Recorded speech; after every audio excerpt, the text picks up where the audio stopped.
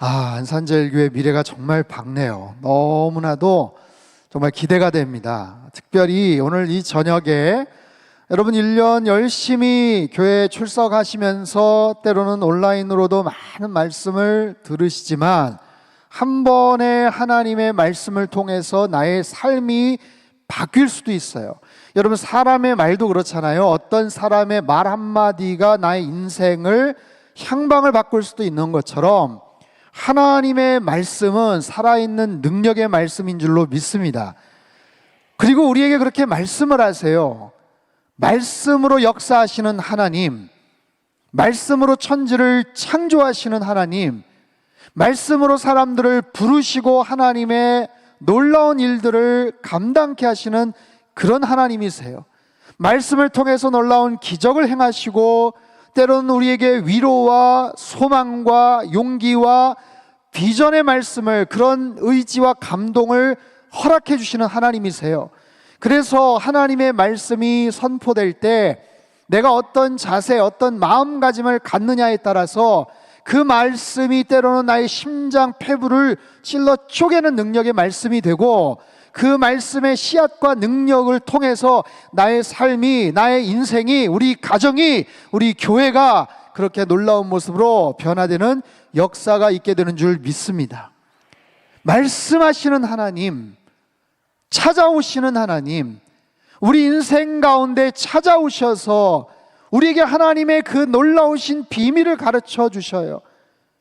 깨닫게 하셔요. 무엇을? 하나님의 위대하심을, 하나님의 거룩하심을, 하나님의 아름다우심을, 하나님의 신실하심을 우리에게 가르쳐 주시는 그 하나님께서 오늘 이 저녁에 이 창세기 15장의 이 말씀을 통해서 우리 각자의 삶의 처지와 환경은 다 다르지만 이 말씀을 통해서 나에게 새로운 소망과 비전과 용기를 허락해 주시는 말씀이 되고, 그 말씀을 통해서 우리의 삶이 이전보다 이후가 더 밝고 더 기대가 되는 그런 놀라운 인생의 변화가 있는 이 밤이 되시기를 주님의 이름으로 축복합니다. 아브라함에게 찾아오셔서 하나님이 말씀하세요. 뭐라고 말씀을 하시는가? 오늘 본문 1절 말씀을 한번 띄워주시겠습니까? 이후에 여호와의 말씀이 환상 중에 아브라함에게 임하여 이르시되 아브라함아 두려워하지 말라. 나는 네 방패요 너의 지극히 큰 상급이니라. 아멘. 하나님의 말씀이 아브라함에게 임하셨어요. 뭐라고 말씀하시냐면 아브라함아 두려워하지 말아라. 두려워하지 말아라. 나는 너의 뭐다? 방패다. 방패다. 지금 아브라함은 두려워하고 있어요. 지금 아브라함은 여러 가지 상황 가운데서 염려, 근심, 걱정을 하고 있어요.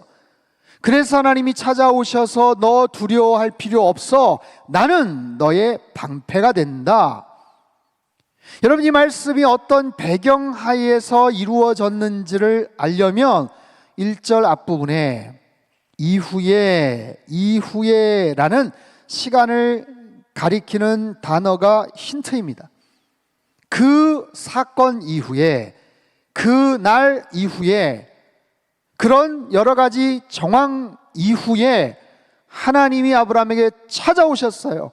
두려워 떨고 있는 아브라함의 마음을 진정시키시기 위해서 찾아오셔서 말씀하시는 거예요. 그러면 이후에 도대체 그 이전에는 어떤 사건이 있었는가라는 거죠. 여러분, 15장 바로 그 앞장 14장에 어떤 일이 있었느냐면 아브라함이 자기 아들처럼, 자식처럼 생각했던 조카 롯이 소돔과 고모라 땅에서 잘 기거하고 생활하는 것 같았는데 그 땅에 전쟁이 벌어집니다.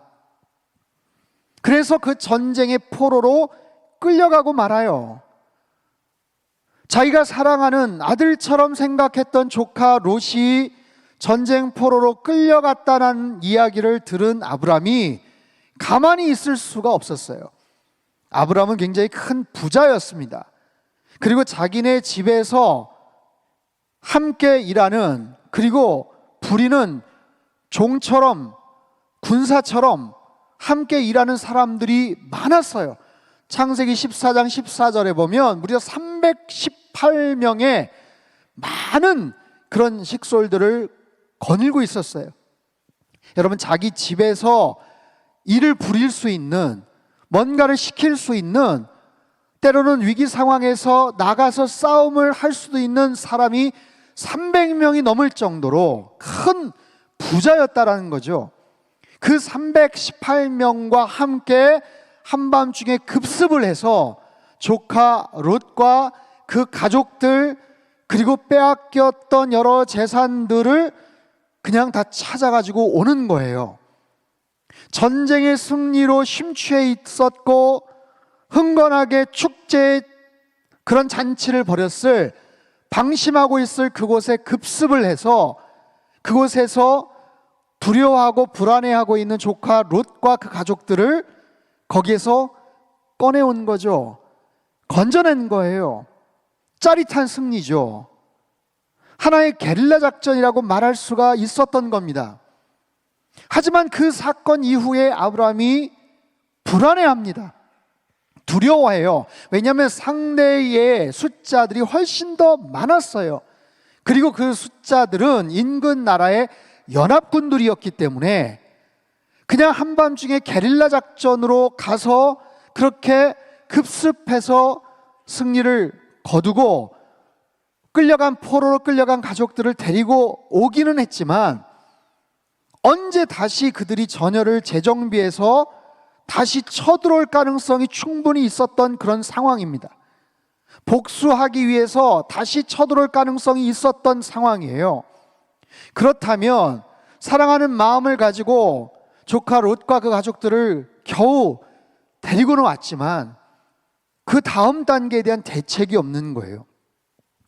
전면전으로 싸우게 되면, 제대로 전쟁을 벌이면 이길 수가 없었다라는 것을 그는 알고 있어요. 그러면 조카 롯의 그 가족들과 재산뿐만 아니라 아브라함이 지금까지 모았던 모든 소유물과 재산과 자신의 가족들까지도 송두리째 빼앗길 수 있는 그런 위험한 상황이라는 거예요. 그러니 아브라함이 두려워하지 않을 수가 없었죠. 그렇게 두려워하고 있는, 근심 걱정에 사로잡혀 있는 아브라함에게 하나님께서 찾아오신 거예요. 여러분, 우리 인생에도 수도 없이 많은 근심, 걱정, 염려, 두려움이 있습니다. 여러분에게는 지금 혹시 두려움이 있습니까? 어떤 걱정이 있으세요? 어떤 염려가 있습니까? 우리가 걱정하고 근심하는 이유가 뭡니까? 내일 일을 알지 못하기 때문에 그래요. 내가 가진 능력, 내가 갖고 있는 재산, 내가 갖고 있는 나름대로의 그 소유물과 갖고 있는 모든 인적 자원과 인맥을 통틀어도 당장 내일 일을 우리는 알 수가 없어요. 여러분, 사람에게 있어서 가장 확실한 일이 무엇일까요? 사람은 누구나 죽는다는 사건입니다. 사람에게 가장 불확실한 일은 무엇일까요?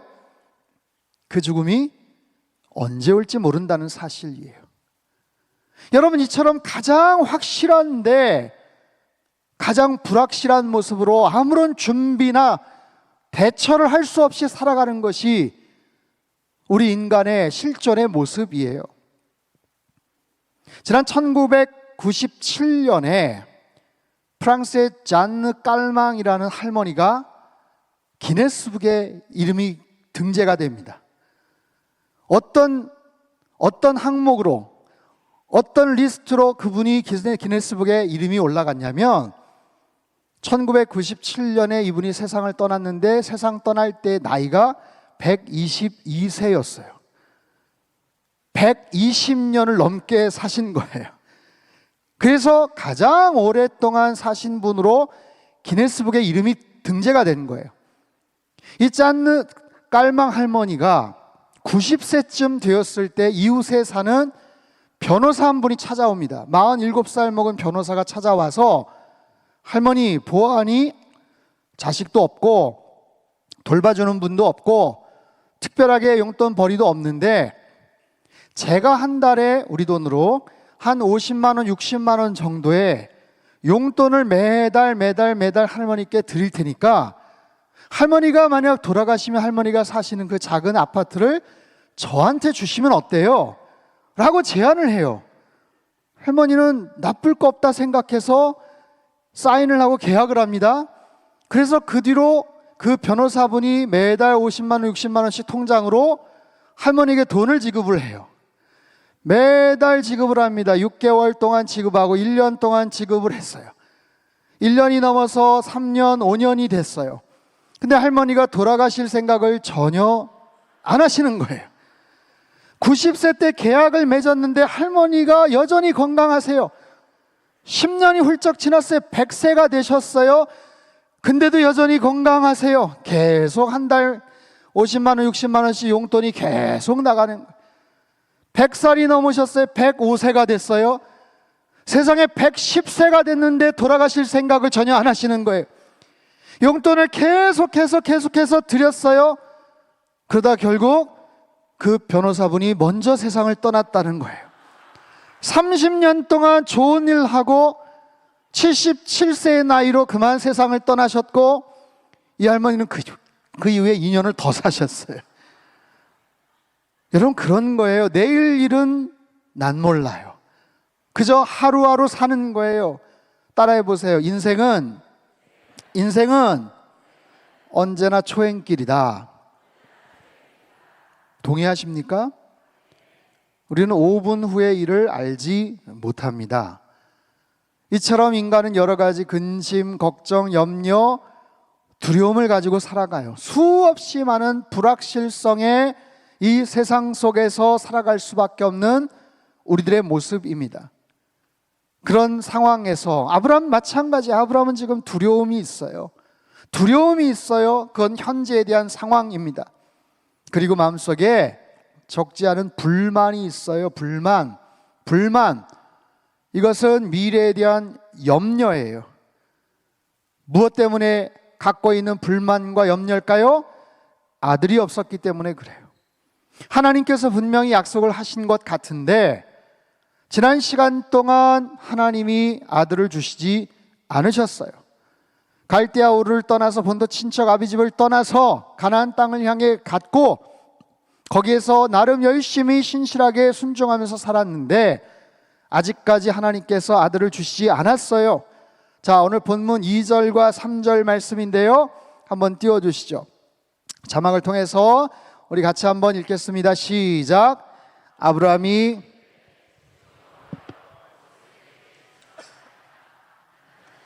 보니 나의 상속자는 이 다메섹 사람 엘리에셀이니이다.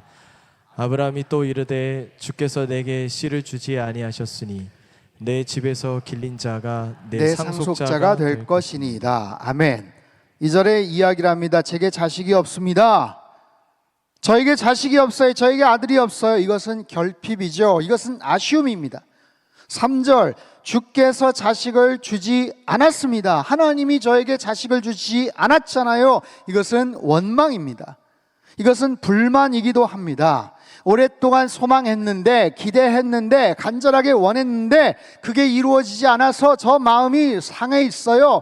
삐져 있어요. 속상해요. 하나님께서 주시지 않았잖아요. 하나님에 대한 불만, 원망이에요. 현재에 대한 두려움과 미래를 향한 여러 가지 불만과 원망이 있어요. 아들을 주시지 않았잖아요. 저에게는 3명의 딸이 있습니다. 딸의 아빠인데요, 큰딸, 둘째 딸은 20개월, 한 2살 정도 차이가 나고요, 막내딸은 6년 정도 이후에 셋째가 태어났어요. 2살 터울, 6살 터울. 자, 고민이 있었죠. 고민이 있었을 거 아닙니까?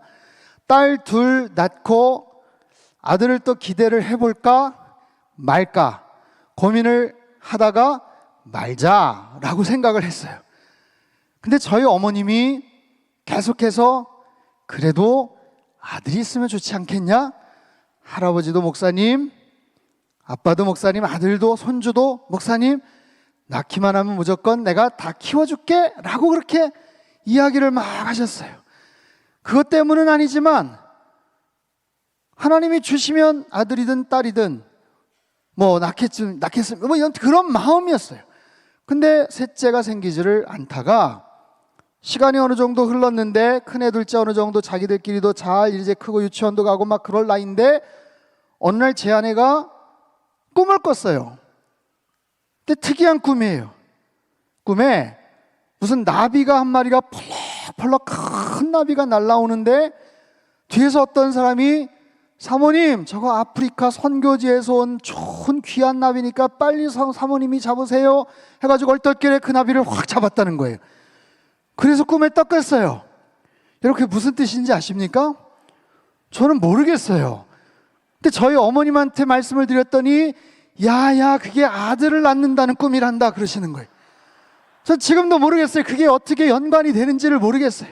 아유 어머니 아니에요 하면서 지금 뭐 6년 정도 아직 아이가 없고 그냥 하나님이 이제 딸 둘 가지고 잘 그냥 살라고 하시는 것 같아요. 근데요 정말 제 아내가 그때부터 배가 점점 불러오기 시작을 했어요. 그래서 병원에 갔더니 임신이 된 거예요. 임신이. 그 말씀을 어머님께 드렸더니 어머님이 너무 좋아하셨어요. 야 그거 봐라 내가 얼마나 기도를 했는지 모른다. 틀림없이 하나님의 아들을 주셨다고 그렇게 얘기를 하세요. 아들이든 딸이든 감사함으로 낳아서 잘 키우겠습니다. 그렇게 얘기했어요. 7개월쯤 되었는데 산부인과에 가가지고 뭔가를 체크를 하는데 간호사 언니가 뭘 이렇게 하더니 빙긋이 웃으면서 축하드린다고 얘기를 해요. 그러면서 뭐라고 얘기하냐면 위에 언니들이 있다고 그랬죠. 축하드립니다. 옷 안 사셔도 되겠네요 라고 해요. 남의 집 속사정은 잘 모르고 그래가지고 그 이야기를 그대로 저희 어머님께 말씀을 드렸어요. 나중에 또 실망하실까봐. 어머니 병원에 갔더니 딸이랍니다. 너무 큰 기대 갖지 마세요. 딸이라도 감사함으로 잘 키우겠습니다. 저희 어머님이 목사님 사모님으로 40년간 열심히 사역을 하신 분이라 믿음이 좋으세요. 그렇게 이야기를 드렸는데도 눈 하나 깜짝하지 않으시고 걱정하지 마라 낳아봐야 하니까 포기하지 마라 얘기를 하시는 거예요. 그리고 나서 얼마 있다가 저희 집에 오셔가지고 같이 식사를 하는데 그날따라 어머님이 식사 기도를 하시겠다고 그러시더라고요. 그러면서 식사 기도를 막 하시다가 하나님 이 가정에 하나님의 은혜가 필요합니다 하시더니 물이 변하여 포도주가 되었던 것처럼 하나님 이 가정에 기적을 행하여 주옵소서. 여러분 그 기적은 나타나지 않았지만 막내딸 키워서 잘 지금 살고 있어요. 여러분 그런 거예요. 딸만 있는 집에는 나름대로 어떤 그런 사연들이 아마 다 있을 건데 아브라함의 입장은 훨씬 더 큰 거예요. 미래에 대한 소망이 끊어지는 것 아닌가. 하나님 저에게는 아들이 없습니다. 하나님 아들은요 상속자예요. 아무리 돈이 많으면 뭐합니까? 아무리 재산이 많고 성공하면 뭐합니까? 그것을 물려줄 수 있는 자식이 없다는 거예요. 우리 가문의 미래는 여기서 끊어지게 생겼어요. 하나님에 대한 섭섭한 마음이 있었어요. 여러분 이때 아브라함의 나이가 정확하지는 않지만 그 다음 16장에 보면 하갈을 통해서 이스마엘을 낳는 이야기를 통해 대략 아브라함의 나이가 85세쯤 되었겠다라고 추정할 수가 있습니다. 그럼 75세 때 부름 받아서 지금 85세니까 약 10년 정도의 시간이 흐른 거예요. 아브라함이 하나님의 소명을 받고 가나안 땅에 와서 정착한 지 10년의 시간이 지난 거예요. 지난 시간 동안 하나님을 통해서 큰 은혜를 받았고 정착을 잘했고 나름 거부가 되었고 생활을 잘하고 있지만 정작 지금 현재는 두려움이 있고 미래에 대한 염려와 불안이 가득한 아쉬움이 있는 그런 상태입니다. 여러분 10년의 세월은 상징성이 있어요. 오죽하면 강산도 변한다 이런 이야기가 있지 않습니까? 뭔가를 노력한 것에 대한 결실, 보상을 기대할 수 있는 충분한 기간이기도 합니다. 10년 동안 내가 뭔가를 기울였는데 10년 동안 나름 애를 썼는데 나름 뭔가 나름대로의 성과는 있었지만 그럼에도 가장 중요한 부분을 얻지 못한 것에 대한 결핍과 아쉬움이 있는 거예요. 사랑하는 성도 여러분, 여러분 살아오신 삶에 있어서 지나간 10년 동안 어떤 일들이 있으셨습니까? 우리 안산 제일교회에 지나간 10년 동안 어떤 일이 있으셨습니까? 우리 인생의 막대 그래프를 그려보면 내 나름대로의 위치, 내 나름대로의 방향들이 있을 거예요. 지나간 10년 전에, 아니 지나간 5년 전에, 더 나가서 20년 전에 내가 나름대로 잘 나갔는데, 내 나름대로의 위치가 꽤 좋았는데, 아니면 그때는 굉장히 힘들었는데 지금은 나름대로 어떤 위치다. 여러 가지 계산들이 있고 생각하는 그런 포인트들이 다 다르겠지만, 중요한 것은 내가 지금 어느 위치에 있느냐가 중요한 게 아니라 어느 방향을 향하고 있느냐가 중요한 거예요. 내가 아무리 지금 높은 위치에 있는 것 같아도 지금 계속해서 떨어지고 있는 하강 곡선이면 문제고요. 내가 현재 낮은 위치에 있는 것 같지만 이미 바닥을 치고 이제 상승 곡선으로 뾰족하게 올라가고 있다면 그것은 땡큐인 거예요. 내가 어느 위치에 있느냐보다 더 중요한 것은 어디를 향해 가느냐예요. 무엇을 바라보느냐예요. 사랑하는 우리 안산제일교회 모든 성도님들, 내가 어느 위치에 있는지와 상관없이 하나님과 늘 함께 하시면, 하나님을 향해 내가 바라보고 있으면, 그 방향을 향해 가고 있으면 여러분의 인생은 지금 잘 가고 있는 것이고요, 지금까지도 좋았지만 앞으로 더 좋은 인생으로 살아가게 될 줄로 믿습니다. 여러분, 오늘 이 말씀을 통해서 하나님께서 아브라함을 통해 주셨던 그 영적인 의미가 오늘 우리들에게도 마찬가지예요. 그런 나름대로의 두려움과 불만과 아쉬움을 갖고 있는 그 아브라함을 하나님께서 장막 바깥으로 불러내셔요. 자, 오늘 본문 4절과 5절 말씀을 우리 같이 한번 읽도록 하겠습니다. 4절 5절 시작. 여호와의 말씀이 내게 임하여 이르시되 그 사람이 내 상속자가 아니라 내 몸에서 날 자가 내 상속자가 되리라 하시고, 그를 이끌고 밖으로 나가 이르시되 하늘을 우러러 뭇별을 셀 수 있나 보라. 또 그에게 이르시되 자손이 이와 같으리라. 아멘. 자, 아브라함과 하나님과 대화를 나누고 있는 시점은 밤입니다. 한밤중. 장소는 어디일까요? 유목민이었던 아브라함이 그와 가족들이 거처하던 장막이었어요. 장막 안에서 하나님과 대화를 나누던 아브라함을 하나님께서 아브라함을 불러내셔서 장막 바깥에 나아가게 하셔서 하늘의 뭇별을 보게 하시는 거예요. 아브라함이 거처하던 그 장막은 유목민들의 지극히 평범한 그런 숙소이죠. 오늘날 어떤 모양으로 그렇게 지어졌을까 우리는 그저 추측할 뿐이지만 그냥 상상을 해보시면 돼요. 그냥 군대에서 쓰는 막사 같은 어떤 그런 사각형의 텐트 모양일 수도 있고요. 혹시 여러분 몽골이라는 나라를 가보셨습니까? 몽골에 가면 게르라고 삼각뿔 모양의 그런 텐트가 있어요. 여러 개 얼기설기 나무를 고정시켜서 지지대를 사용해서 그런 휴대용 그런 텐트, 간이 장막을 치는데 높이가 3m에서 한 4m 남짓 될까요? 어떤 모양이든 상관없습니다.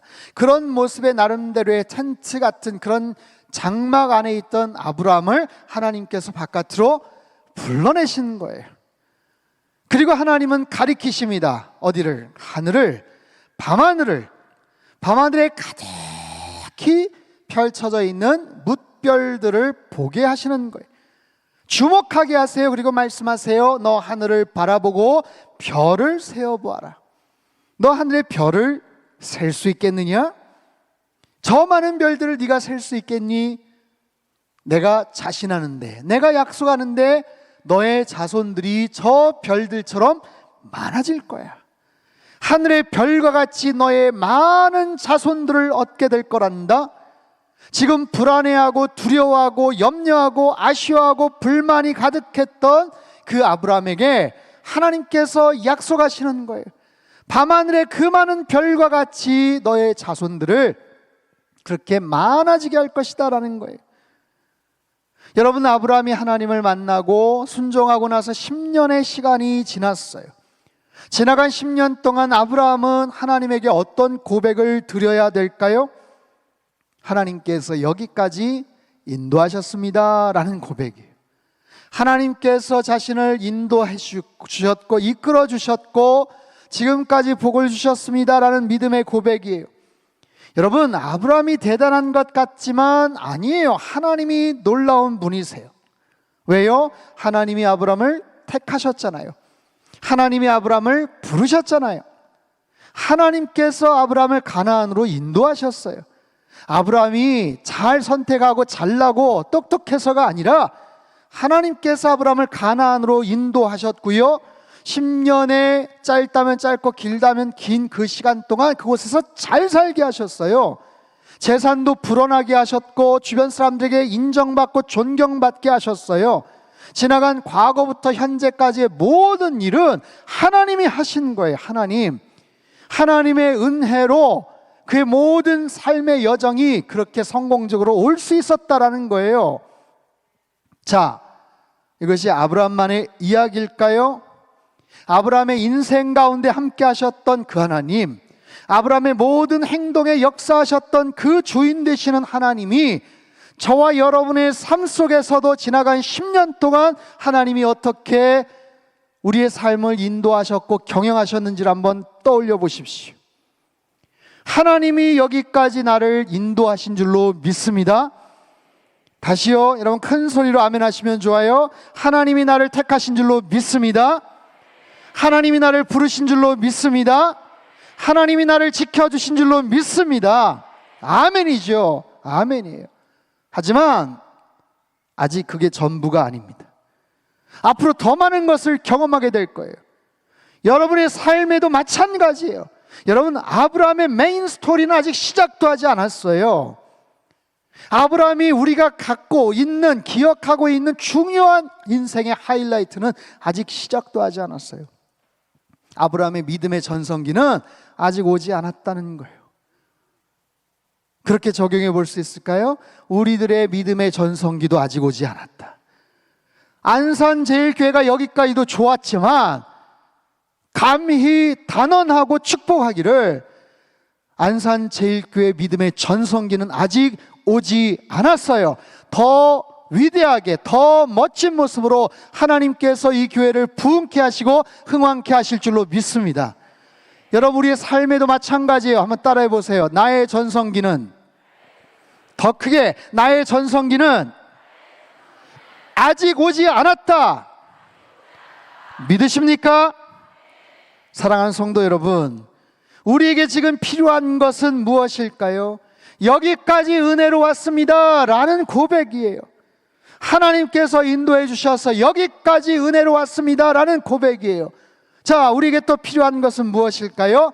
그렇다면 앞으로는 하나님의 비전을 보고 나아가겠습니다.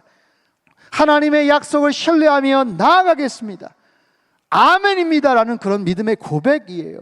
자, 6절 말씀 띄워주세요. 6절 말씀 큰 소리로 읽습니다. 시작.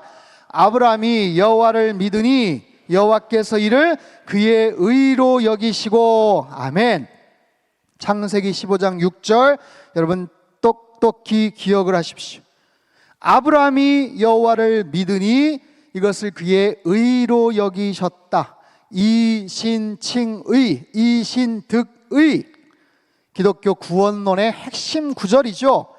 로마서, 갈라디아서, 사도 바울 그 핵심 사상이 되고 종교개혁의 시작점이 되기도 하는 가장 중요한 그런 말씀이 여기서 나와요. 결정적인 순간에 아브라함이 보인 그 믿음의 행동, 아브라함이 가슴에 품은 하나님에 대한 그 신뢰, 마음속에 여전히 두려움과 염려가 있지만, 그래, 하나님께서 여기까지 인도해 주셨으니 앞으로도 하나님이 이끌어 주실 거야, 앞으로 하나님의 약속을 믿고 나아가야지, 그 믿음을 하나님께서 그의 의로움으로 여겨주셨다라는 거예요. 여러분, 이후에 아브라함이 뭐 대단한 것을 한 것 아닙니다. 여전히 아브라함은 부족합니다. 결정적으로 이스마엘을 낳는 실수를 범합니다. 그럼에도 하나님은 아브라함의 그 믿음을 귀하게 여겨주셨다, 의롭다고 여겨주셨다, 놀라운 축복을 허락해 주셨다라는 거예요. 여러분, 이처럼 믿음은 놀라운 능력이 있는 줄 믿습니다. 믿음이란 무엇일까요? 바라는 것들의 실상이다라는 거예요. 보지 않았지만 바라는 그 사람들이 앞으로 누리게 될 실제 사건이다라는 거예요. 여러분, 믿음에는 능력이 있어요. 근데 그냥 능력이 생기지 않습니다. 믿음은 선택이기도 합니다. 내가 뭔가를 선택하겠다라는 거예요. 믿음의 선택. 내가 뭔가를 선택하겠다, 믿음의 선택을 하겠다라는 거예요. 여러분, 세계적인 빅테크죠. 아마존의 CEO 제프 베조스가 그 회사를 언제 처음 시작했는지 아십니까? 1994년에 30년 전이에요. 불과 30만 불, 우리 돈으로 3억 5천, 4억 정도의 자금을 가지고 회사를 창업을 합니다. 아버지가 큰 부자여서 어마어마한 돈을 물려받은 게 아니에요. 불과 30만 불을 가지고 창업을 했는데 30년 정도가 지난 지금 그의 재산은 불과 3, 4일 전입니다. 8월 18일 나무위키 자료에 따르면 그의 재산이 296조 2516억이에요.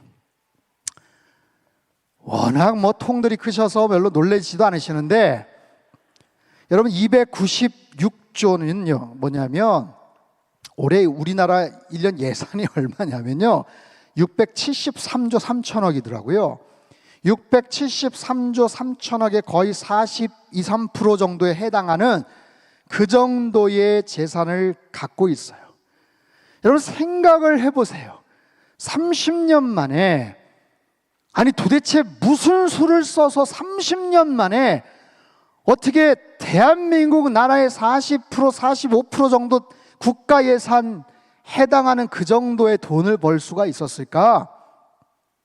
그가 언젠가 프린스턴 대학교 졸업 연설에 가서 아주 중요한 얘기를 합니다. 세계의 유수한 대학, 정말 전 세계에서 내노라 하는 천재들, 똑똑한 친구들이 와 있는 그곳에서 제프 베조스가 무슨 이야기를 하냐면 선택의 중요성에 대해서 얘기를 해요. 여러분 가운데는 각 나라에서 어려서부터 천재 소리를 들은 대단한 재능을 가진 사람들이 많이 있겠지만 그 재능이라는 것은 천부적인 것이고 그것을 내가 노력한다고 어떻게 얻을 수 없는 것이기 때문에 그것 때문에 너무 낙심하거나 그것 때문에 너무 많은 에너지를 쏟을 필요는 없다. 다만 중요한 것은 선택을 잘하는 능력을 키우라는 거예요.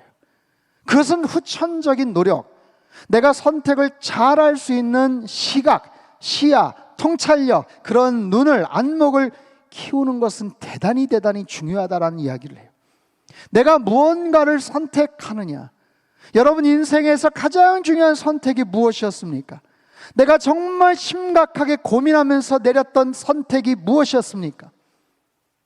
1988년 다카미야 마사키라는 일본의 아주 유명한 바둑 고수가 있어요.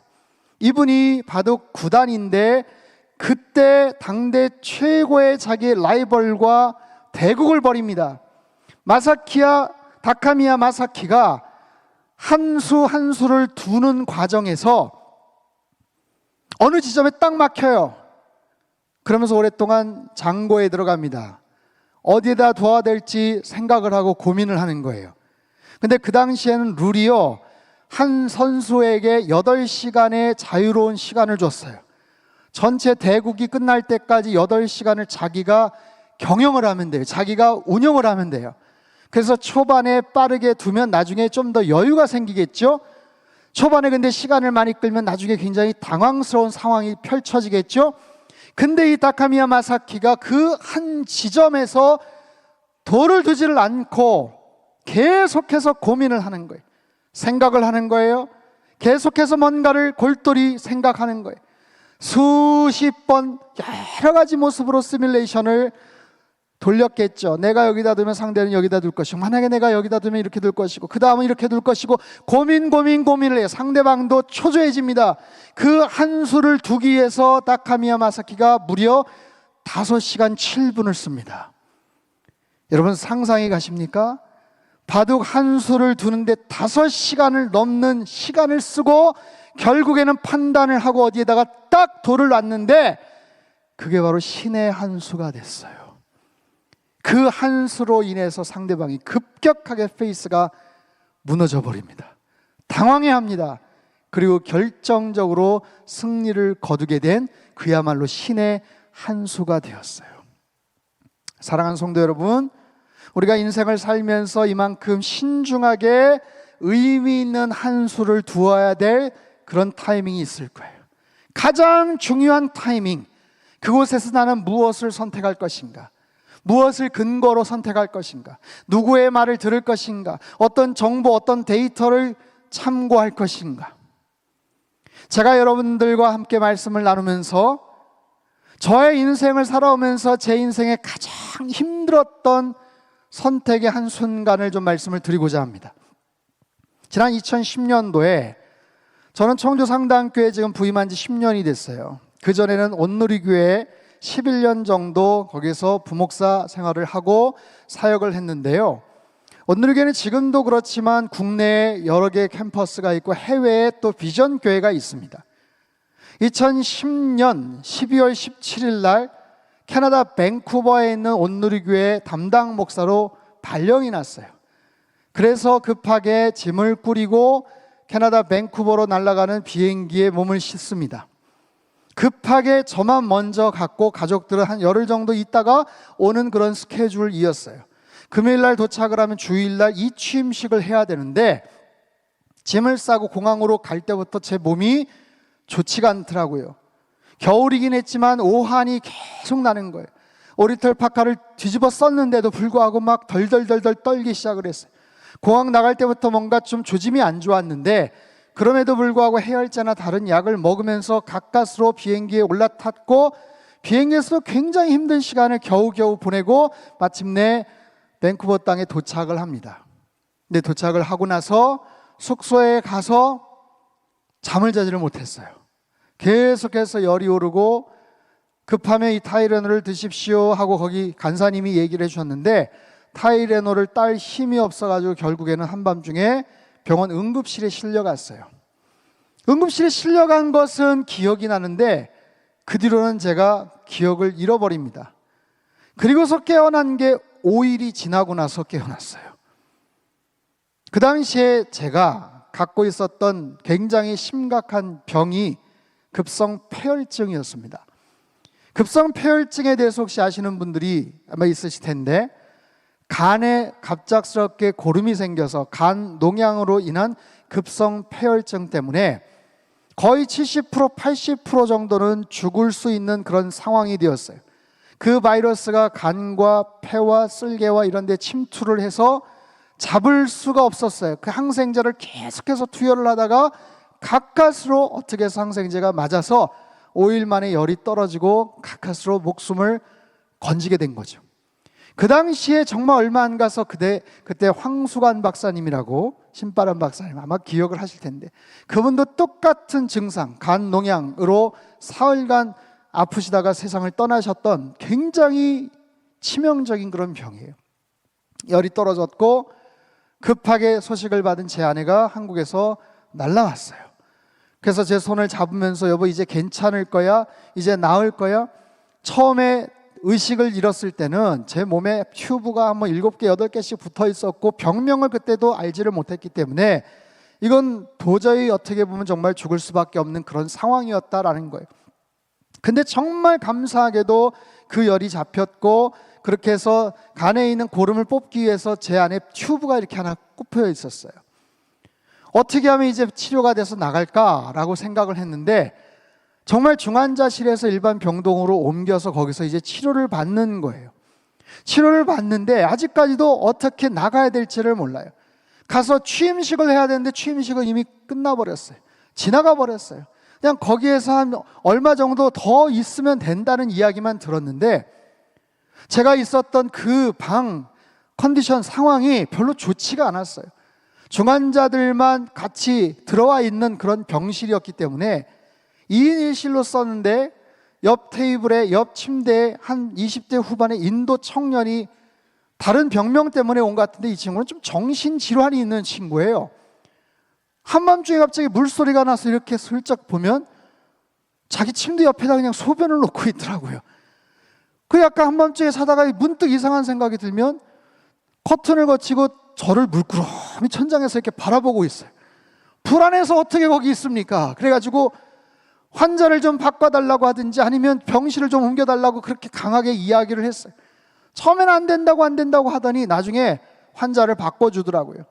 70세 후반 되시는 어떤 인도 할아버지가 오셨어요. 그래서 그나마 좀 낫겠다라고 생각했는데 제가 가만히 들어보니까 이 할아버지 병명이 에이즈 바이러스에 걸리신 할아버지더라고요. 거기에서 어떻게 1주, 2주, 얼마가 될지를 모르는데 있을 수가 없는 거예요. 그런 상황에서 제 아내가 12월 29일 날 출국을 다시 해야 돼요. 왜냐하면 급하게 왔기 때문에 12월 29일 날 먼저 가서 출국을 하고 이삿짐을 다 부리고, 그때만 해도 우리 아이들이 어렸기 때문에 부모님께 급하게 맡겨놓은 상황이라 일단은 제가 한국이 넘어갔으니까 일단 한국에 가서 처리를 좀 하고 다시 오겠다라고 얘기를 하는 거예요. 근데 제 마음속에 여기서 제 아내와 이별을 하면 영영 못 볼지도 모르겠다라는 생각이 갑자기 확 드는 거예요.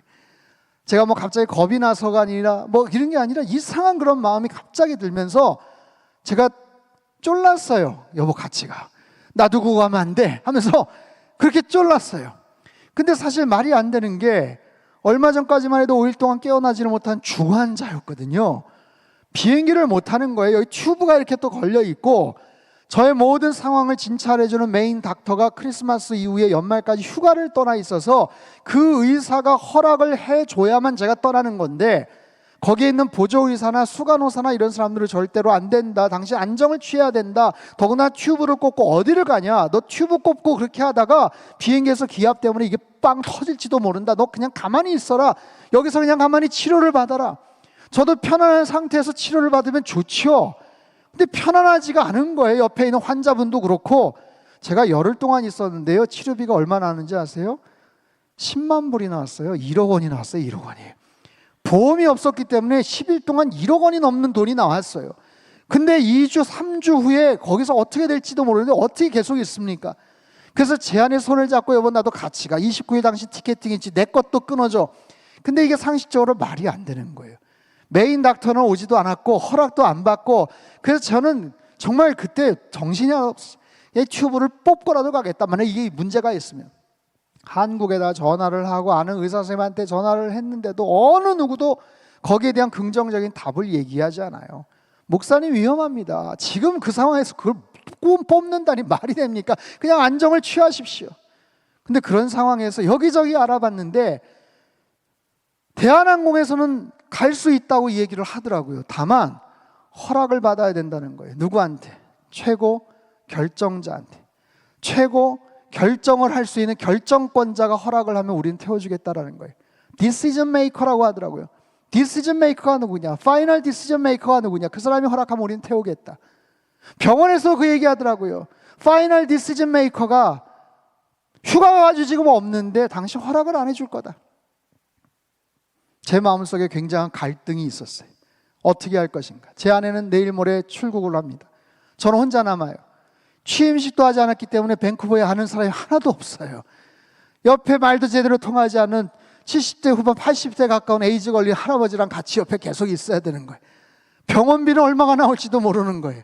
근데 그때 마음속에 하나님께서 너 가야 된다는 마음을 불같이 주셨어요.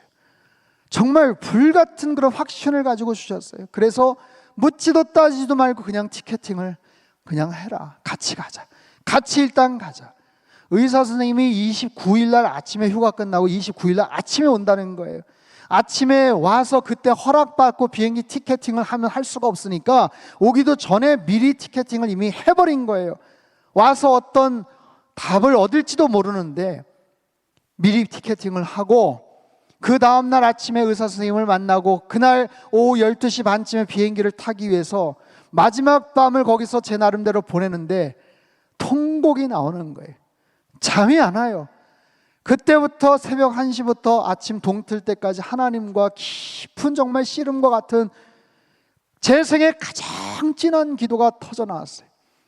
그러면서 하나님의 이름을 찬양하고 제 입술에서 어떤 표현이 나왔냐면 사람들은 누가 파이널 디시전 메이커냐, 그 사람이 허락하면 당신 갈 수 있다고 얘기하지만 병원 의사 담당 주치의도 아니고 항공사의 기장도 아니고 하나님만이 파이널 디시전 메이커니까 하나님이 허락해 주시면 제가 가게 될 줄 믿습니다. 하나님 허락해 주십시오. 하나님 결정해 주십시오. 하나님께 선택해 주십시오. 이 믿음의 고백만 밤새도록 고백을 했어요. 동이 텄습니다. 아침 7시가 되었어요. 의사 선생님이 차트를 가지고 휴가 갔다가 왔어요. 심각한 나름대로의 표정을 가지고 저한테 와가지고 이것저것 체크를 해요. 저는 비행기 티켓팅한 걸 보여줘요. 집에 있는 토끼 같은 3명의 예쁜 딸들의 모습을 보여줘요. 제가 상황이 이러니까 이렇게 저렇게 떠듬떠듬 어려운 의학 용어도 많은데 해서 아무튼 이야기를 해요. 제가 갈 수밖에 없는 상황을 좀 이해해주고 당신 허락해줬으면 좋겠다. 세상 불쌍한 표정으로 제가 그렇게 손짓발짓하면서 이야기를 했어요. 이 사람이 한참 듣고 있어요. 그러더니 제가 표정을 잘 봤을 거 아닙니까?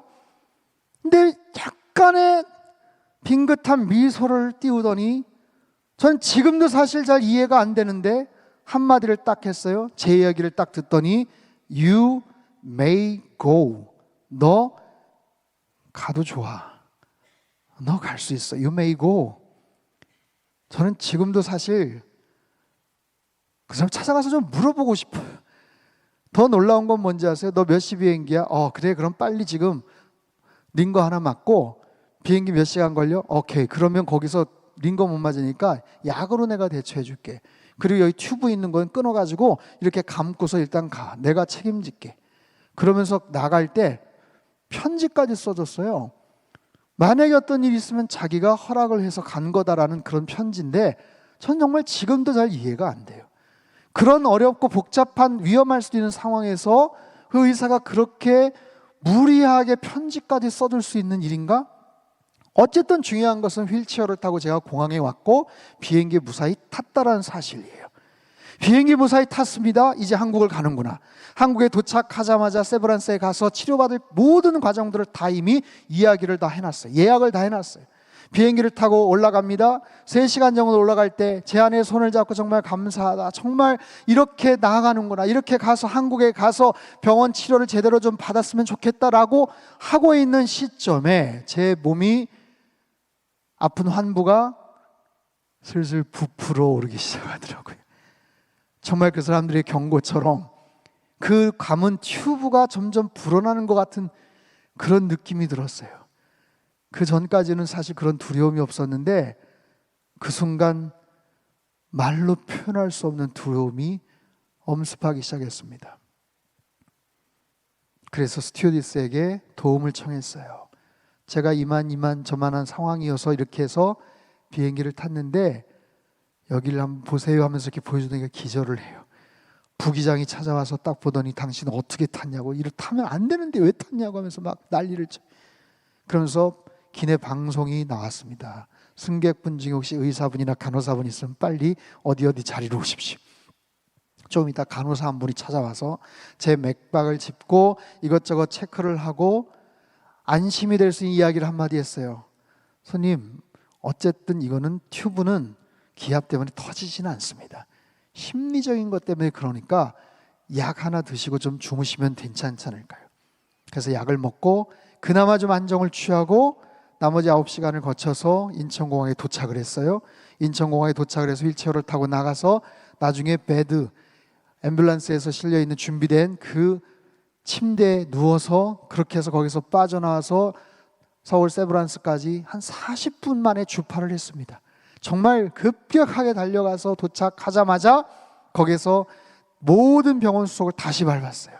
여태까지 했던 체크, 여러 가지 페이퍼들 다 보여주면서 CT부터 MRI부터 다 체크를 다 했어요. 그리고 제 안에는 그때 제가 대전 온누리교에 있었거든요. 대전에 가서 다시 그 다음날 밴쿠버로 보내는 이삿짐 때문에 갔고 저는 혼자 거기서 병원에서 한밤을 지샜어요. 그 다음날 아침에 의사 선생님, 그때 병원 원장님이 온누리교회 장로님이셨는데 제가 알고 있던 장로님이 차트를 한번 딱 갖고 오시더니 저한테 와서 이야기를 하셔요. 목사님 병명이 무엇이었는지 아십니까? 급성 폐혈증이었습니다. 정말 위험한 그런 상황이었고요.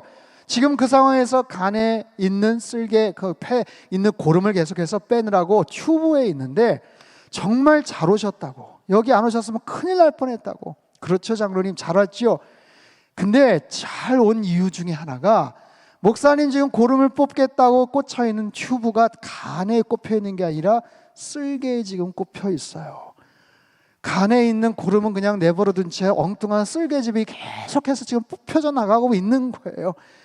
여러분, 정말 제 귀를 의심할 이런 이상한 이야기를 들은 거예요. 그 당시만 해도 여러 가지 병원에 오진 사건이 있었고 MRI 차트를 잘못 판독을 해가지고 그해 밴쿠버에서만 7명이 세상을 떠났던 그런 뉴스도 있었거든요. 일종의 오진이었죠. 그런 상황에서 그 장로님이 빨리 수속을 할 테니까 빨리 여기 있는 거 뽑고 다시 간에 다시 튜브를 꼽아야 됩니다. 거기 있는 고름을 다시 뽑아야 됩니다. 그렇게 해서 다시 튜브를 뽑는데요, 부분 마취만 하고서 튜브를 뽑는데, 여러분, 튜브를 꼽는 것을 안 해보신 분들은 아마 정말 상상을 못할 거예요. 한 20cm 정도 깊은 정말 무슨 칼 같은 게 쏙 들어오는데, 이건 마취하고 상관이 없어요. 더 무서운 건 뭔지 아세요? 의사 선생님들이 자기들끼리 뭐라고 얘기하는데 그게 제 귀에 들리는 거예요. 뭐라고 얘기를 하냐면, 김닥터 이거 조심해야 돼. 여기 지금 굉장히 예민한 부분인데 이거 잘못 건드리면 큰일 날 것 같아. 조심해서 할 수 있겠어? 왜 그런 얘기를 환자한테 들리게 합니까? 아무튼 그런 상황에서 다시 간에다가 튜브를 꼽고 쓸개에 엉뚱하게 꼽혀 있는 것은 다시 뽑았어요.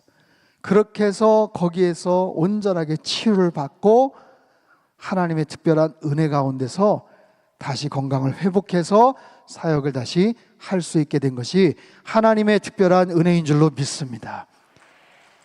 우리 하나님께 감사의 박수 올려드립니다. 사랑하는 성도 여러분, 우리 인생 가운데 제가 겪었던 특별한, 아주 특별한 그런 상황들을 말씀을 드렸지만, 이 자리에 계신 여러분에게도 이와 비슷한 아니면 더 심각한 여러 가지 정황 속에 있었던 많은 그런 이야기들이 있을 거예요. 그 속에서 하나님은 나에게 어떻게 역사를 하셨는가? 이 모든 상황과 정황을 하나님께서 여기까지 이끌어 주신 하나님, 나의 인생을 은혜로 여기까지 하나님이 인도해 주셨다면 앞으로 하나님의 비전을 따라서 나아가야 되는 거예요. 근데 여러분, 그 비전이라는 것은, 그 약속이라는 것은 내가 그냥 가만히만 있으면 보이지 않아요. 하나님께서 왜 아브라함을 장막 바깥으로 끌어내셨을까요? 여러분, 아브라함이 갇혀있던 그 장막의 높이가 몇 미터가 될까요? 불과 2미터, 3미터, 4미터 정도의 그 장막 때문에 하나님의 그 놀라운 정말 소중한 비전과 그 약속이 보이지를 않는 거예요. 그 장막에 사로잡혀서 그것에 가로막혀서 시야가 가려져서 그는 계속해서 한숨을 쉽니다. 낙담을 하고 하나님께 원망을 하고 불평을 합니다. 여러분, 우리도 마찬가지 아닐까요? 내 삶 속에서 두려워하고 염려하고 때로는 불만과 아쉬워하는 그런 여러 가지 이유의 장막들이 있을 거예요. 그 장막 때문에 하나님의 약속이 보이지 않는 상황이 혹시 있다면, 여러분, 나에게 가로막혀 있는 그 장막을 하나님은 지금 벗어나기를 원하시는 거예요. 너의 장막이 무엇이냐라고 물어보시는 거예요. 너의 인생을 가로막고 있는 불신의 그 장막은 무엇이냐? 네 마음속에 끊임없이 불만과 투덜거림이 나오는 그 의심의 장막은 무엇이냐? 여러분, 한번 생각해 보십시오. 나의 그 좁은 시선 때문인가? 나의 편협한 생각 때문인가? 살아오면서 어린 시절부터 상처났던 어떤 그런 관계와 마음속에 있는 패배감과 열등의식 때문인가? 유난히 나에게 있는 그 육체적인 그런 장막은 무엇인가요? 나이가 많으십니까? 건강이 좋지 않으십니까? 나를 가로막고 있고 나를 볼 수 없게 만드는 수많은 장막들, 내 시야를 가리고 어둡게 만드는 수많은 종류의 장막들에서 하나님이 말씀하시는 거예요. 그곳에서 나오라, 그 장막을 벗어나라 말씀하시는 거예요. 사랑하는 성도 여러분, 하나님 앞에 간구하십시오. 기도하십시오. 주여, 장막에서 나오게 하여 주십시오. 주여, 하늘의 별을 바라보게 해 주십시오. 믿음의 시선을 바라보게 해 주십시오. 여러분, 하나님께서 우리가 더 뭔가를 많이 하고 성취를 해야 우리를 사랑하시는 분이 아니에요. 이 모습 그대로 우리를 하나님은 그대로 사랑하셔요. 귀하다고 여기셔요. 다만 여기까지 우리의 삶은 인도하시고 내 삶을 앞으로도 그렇게 이끌어 가실 그 하나님을 바라보며, 여러분, 믿음의 전성기는 아직 오지 않았어요. 안산제일교회가 지금까지 이룬 놀라운 성취와 많은 교계와 사람들이 갖고 있는 그 기대감들, 지금도 좋았지만 앞으로 더 좋은 교회로, 이 장막을 벗어나서 하나님 앞에 더 헌신하는 그런 귀한 믿음의 교회로 더욱더 날마다 승승장구하며 나아가실 수 있게 되기를 주님의 이름으로 축복합니다. 그리하여서 정말 한국교회의 새로운 역사를 써내려가는 그런 귀한 교회, 귀한 여러분의 가정, 여러분의 인생, 여러분의 사업처가 되시기를 주님의 이름으로 축복합니다. 반주를 좀 잠깐 해주세요. 끝나고 찬양을 할 건데, 여러분이 좋아하시는, 아마 잘 아시는 찬양일 거예요. 내게 허락하신 시련을 통해 나는 믿네, 나는 믿네, 주의 능력으로 내 삶 새롭게 되리. 나는 믿네, 주의 능력으로 담대히 나아가리라. 주와 함께 싸워서 승리하리라. 날마다 믿음으로 더 나아가리. 저희 상당교회는 매 주일 축도 전에 이 찬양의 후렴을 손을 들고 같이 찬양을 합니다. 여러분, 우리 일상이 때론 굉장히 힘들어요. 나 혼자서 버티고 견뎌서 이길 자신이 없는 경우들이 많아요. 그래서 하나님께서 말씀하시는 거예요. 너 혼자 싸운다고 생각하지 말아라. 내가 너와 함께 하지 않느냐. 주와 함께 싸워서 승리하기를 하나님은 원하시는 거예요. 3주 전이에요. 저기 장로님 한 분이 찾아오셨어요. 작년에 암 판정을 받으셨던 분이세요. 식도암, 그것도 거의 말기. 여러분, 좀 생소한 암이죠. 굉장히 고통이 있고 치료가 참 어려운 그런 암입니다. 근데 정말 많은 분들이 기도를 해주셨고 좋은 요양원과 치료를 받으시면서 꽤 많이 호전이 되셨어요. 건강이 많이 호전이 되셔서, 아, 하나님께서 이렇게 또 기적을 행하시는구나, 살려주시는구나. 근데 올 초부터 다시 뭔가 좀 문제가 생겨요. 그리고 병원을 갔더니 조금씩 또 악화가 되고 있다는 거예요.